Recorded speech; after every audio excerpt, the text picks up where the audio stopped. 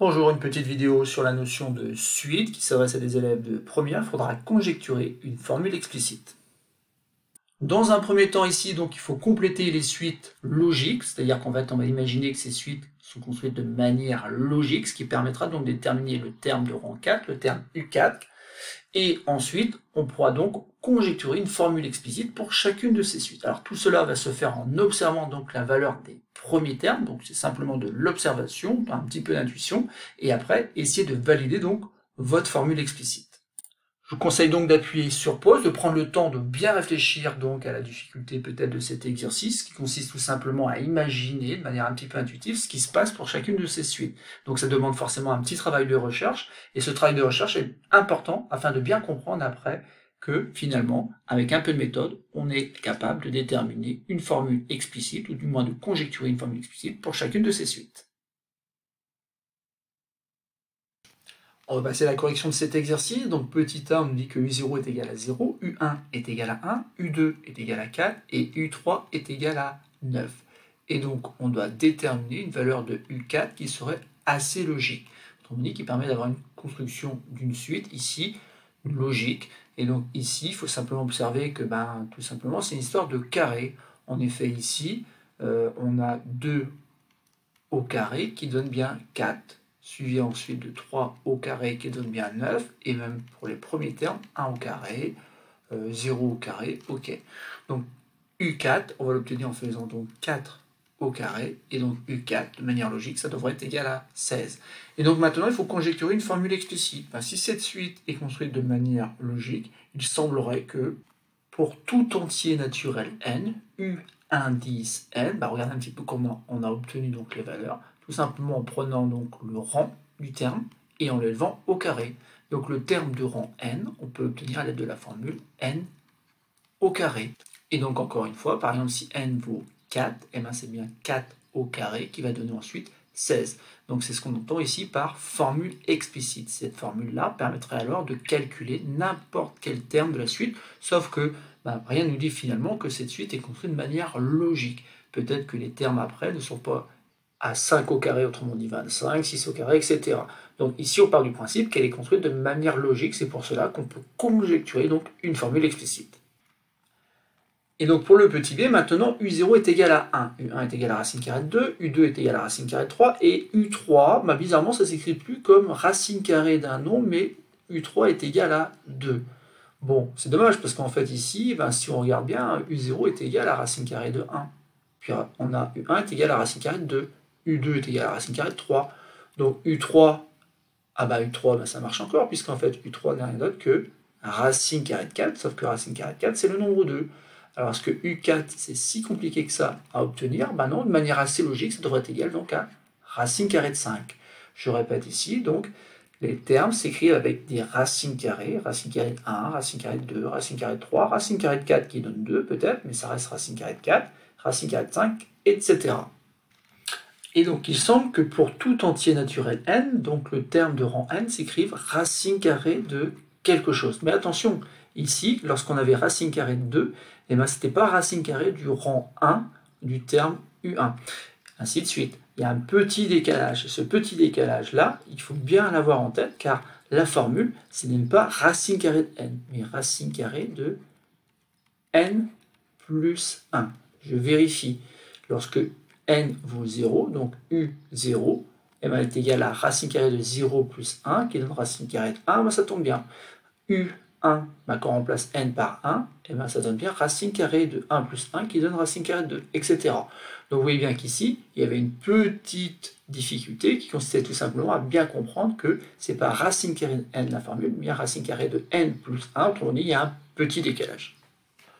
On continue, petit c, cette fois-ci U0 est égal à 0, U1 est égal à 1 cinquième, U2 est égal à 2 cinquièmes, U3 est égal à 3 cinquièmes. Bon, il me semble que c'est pas si compliqué que ça de voir que U4, toute logique, on va retrouver 4 sur 5, autrement dit une fraction avec dénominateur 5. Pourquoi? Parce qu'en fait, il semblerait que toutes les fractions s'écrivent avec dénominateur 5, y compris d'ailleurs le nombre 0, puisque finalement 0 sur 5, ça donne 0. Et au numérateur, cela correspond tout simplement au rang du terme. Donc ici, la formule explicite est toute simple. Il semblerait que pour tout entier naturel n, un est donné par une fraction de dénominateur 5 et ayant pour numérateur tout simplement le rang du terme, autrement dit le nombre petit n sur 5. Je vérifie, pour n égale 0, ça fait 0 sur 5 qui donne 0, pour n égale 1, ça fait 1 cinquième, puis n égale 2, 2 cinquièmes, etc. Donc on peut valider cette formule explicite que l'on conjecture à partir de la valeur des premiers termes. On continue, petit d, u0 cette fois-ci est égal à 1, u1 est égal à 3, u2 est égal à 5, u3 est égal à 7. Donc il est assez facile de voir un petit peu comment on peut obtenir donc, le terme de rang 4, donc u4. Bon, ben, il semblerait que tout simplement on passe d'un terme au suivant en ajoutant 2. Et ainsi, u4 peut être égal à 9. Est-ce que c'est logique? Ben, il semblerait que oui. Maintenant, il va falloir déterminer une formule explicite. Et une formule explicite ne dépend que du rang du terme. Donc ici, par exemple, on avait 3, et ben, ça doit donner 7. Ici, on a 2, et ça donne 5. Là, on a 1, et ça donne 3. Et enfin, on avait 0 qui donnait 1, et nous, on a trouvé que 4, et ben, ça doit donner 9. Autrement dit, il faut trouver une fonction, quelque part, qui, au nombre 4, fait correspondre 9, mais au nombre 3, fait correspondre 7, etc. Et on observe assez rapidement que c'est peut-être une histoire de double. En effet, ici, quand vous prenez 4 et que vous multipliez par 2, donc en faisant 2 multiplié par 4, ben ça fait 8. Si je rajoute 1, et ben ça donne 9. Donc si je fais ces deux opérations-là, peut-être que ça fonctionne à chaque fois.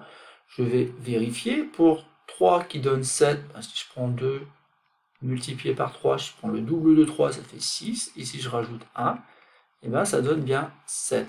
Donc 2 multiplié par 3 plus 1 donne 7. Autrement dit, ces deux opérations-là, une multiplication suivie d'une addition, semblent fonctionner. Alors on va vérifier, est-ce que double de 2 qui donne 4 plus 1, ça donne 5? Ben, on voit bien que ça marche encore, et ainsi de suite. Le double de 1 plus 1, ça donne 2 plus 1 qui donne 3, etc.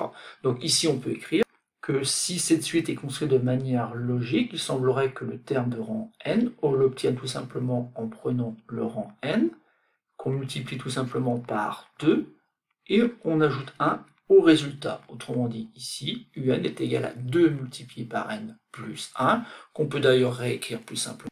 Et cette formule, c'est tout simplement un qui est égal à 2n plus 1. On peut donc passer au petit e. Cette fois-ci, u0 est égal donc à 1, mais u1 est égal à 2, u2 est égal à 4, et u3 est égal à 8. Donc il est assez facile de voir comment on passe d'un terme au suivant, tout simplement ici en multipliant donc par 2. Ah oui, en effet, 2 multiplié par 2 donne maintenant 4, et 4 multiplié par 2 donnera donc 8. Et donc on peut en déduire que u4, eh ben, on va l'obtenir tout simplement en prenant la dernière valeur, et en multipliant à nouveau par 2. Et donc u4 sera égal à 8 multiplié par 2, autrement dit 16. Donc voilà pour la valeur de u4, mais maintenant il va falloir déterminer donc une formule explicite. Donc attention, une formule explicite ne dépend que du rang. Donc ici, il faut bien observer, mais il faut avoir en tête aussi que finalement pour obtenir les termes, il faut toujours multiplier par 2. Et que d'ailleurs, le dernier terme n'est rien d'autre que 2 multiplié par 2, multiplié par 2, multiplié par 2. Et cette quantité-là, ce produit-là, peut se écrire 2 à la puissance 4. Ah oui, mais cet exposant 4-là, ça correspond tout simplement au rang du terme U4. Donc peut-être que ça fonctionne à chaque fois, il faut regarder. Donc est-ce qu'on n'aurait pas ici que U3 ne c'est rien d'autre que 2 à la puissance 3? Bah oui, ça fonctionne encore. Parce que 2 à la puissance 3, c'est bien 8. Et ainsi de suite, U2 plutôt est égal à 4, parce que c'est tout simplement 2 au carré. U1, c'est tout simplement 2 à la puissance 1. Et U0, U0 c'est bien 2 à la puissance 0. Je rappelle que 2 à la puissance 0, ça vaut bien 1. Et donc ici, on peut en déduire que pour tout entier naturel n, un n'est rien d'autre que 2 à la puissance n. Autrement dit, chaque terme de cette suite s'écrit comme une puissance de 2. Et cette puissance, c'est tout simplement 2 à la puissance n, à l'exposant n, où n n'est rien d'autre que le rang du terme un. Et pour terminer donc une nouvelle suite, cette fois-ci donc il va falloir être assez malin, mettre la bonne paire de lunettes afin d'observer donc ici peut-être un petit quelque chose qui va permettre de débloquer la situation. Alors, en effet ici ça peut paraître un peu compliqué et tout se joue finalement sur ce terme 1/2. Ce terme 1/2 qu'on va peut-être pouvoir écrire comme étant 2 quarts. Si vous écrivez 2 quarts, peut-être qu'après, vous pouvez voir un petit peu comment est construite cette suite. Donc ici, on a 1 sur 3, puis 2 sur 4, puis 3 sur 5, et donc le terme U4, grâce à cette observation, eh ben, on se dit peut-être que c'est tout simplement 4 sixièmes. Bon, 4 sixièmes, attention, que je vais réécrire tout de suite, 2 tiers. Donc j'explique un petit peu comment j'ai trouvé ici le fait que finalement ce terme U4 est bien égal à 4 sixièmes puis 2 tiers. Tout simplement parce qu'en fait ici, j'observe que 1, le rang du terme, se trouve au numérateur. Ensuite, 2, le rang du terme se trouve encore au numérateur. Donc 3 au numérateur et ainsi de suite, 4 au numérateur. Tandis qu'au dénominateur, finalement, c'est pas le rang, mais le rang plus 2. Parce qu'en effet, ici, quand vous avez 2 quarts, 2 plus 2, 4. 3 plus 2 donne bien 5. Et donc ici, 4 plus 2 donne 6. Et donc maintenant, je peux conjecturer que pour tout entier naturel n, un est égal donc au quotient n sur n plus 2. Donc ce dernier cas était un cas pour lequel il fallait bien observer un petit peu les fractions et surtout avoir la bonne idée, la bonne intuition de dire que finalement U2 n'est rien d'autre qu'égal à 2 quarts, ce qui permettait de débloquer un petit peu ici cet exercice. Donc ici, bien sûr, il faut chercher un petit peu, il n'y a pas de méthode générale, c'est simplement l'observation qui a permis de conclure que finalement UN admettait, semble-t-il, une formule explicite qui donne UN est égal à n sur n plus 2. Voilà, c'est tout pour cette petite vidéo.